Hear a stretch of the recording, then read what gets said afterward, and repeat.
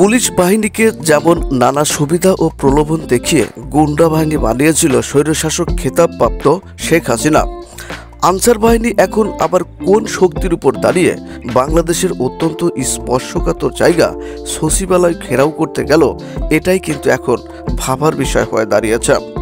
আনসারদের কর্মসূচির নেপথ্যে আসলেই দাবি ছিল নাকি বাংলাদেশের মূল্যবান কাগজপত্র লুটপাটের চিন্তাভাবনা ছিল, এটা দেখার বিষয় হয়ে দাঁড়িয়েছে। এতে প্রমাণ হয়ে গেল এখনও কোনো একটা শক্তি বাংলাদেশে সক্রিয় রয়েছে, যারা বাংলাদেশকে অস্থিতিশীল করতে ষড়যন্ত্র করছে। আনসার ভাইয়েরা এতদিন কোথায় ছিল আপনাদের সচিবালয় ঘেরাও করার কর্মসূচি?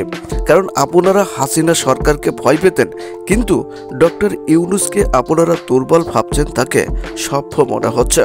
আসলে কি তাই? তিনি তো আপনাদের দাবি পূরণ করার জন্য উপদেষ্টা হন নাই, তিনি দেশকে একটা স্থিতিশীল পরিবেশ তৈরি করে একটা সুষ্ঠু নিরপেক্ষ নির্বাচনের জন্য তাকে উপদেষ্টা বানিয়েছে এদেশের জনগণ। শেখ হাসিনা সরকারের সময় আপনারা কোথায় ছিলেন?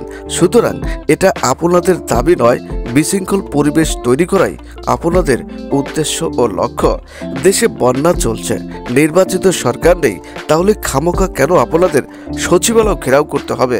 এটাই কিন্তু এখন দেখার বিষয় হয়ে দাঁড়িয়েছে। আসলে আপনাদের মাথায় ভূত চেপেছে। আপনাদের দাবি সরকার ও দেশ অস্বীকার করতে পারে না। দাবি থাকতেই পারে কোনো গোষ্ঠীর বা প্রশাসনের, কিন্তু এখন তো সে পরিবেশ দেশে নেই, অর্থাৎ নির্বাচিত কোনো সরকার নেই। আগের শেখ হাসিনা সরকারের সময় আপনারা কোথায় ছিলেন? এমন প্রশ্ন বারবার ঘুরে ফিরে আসবে। সবাই গণতন্ত্র নিয়ে কাজ করুন, চর্চা করুন, নিজের মধ্যে বিগত রাজনৈতিক কলহ ভুলে দেশপ্রেমে নিজেকে নিয়োজিত রাখুন। সবাই ভালো থাকবেন। আল্লাহ হাফেজ।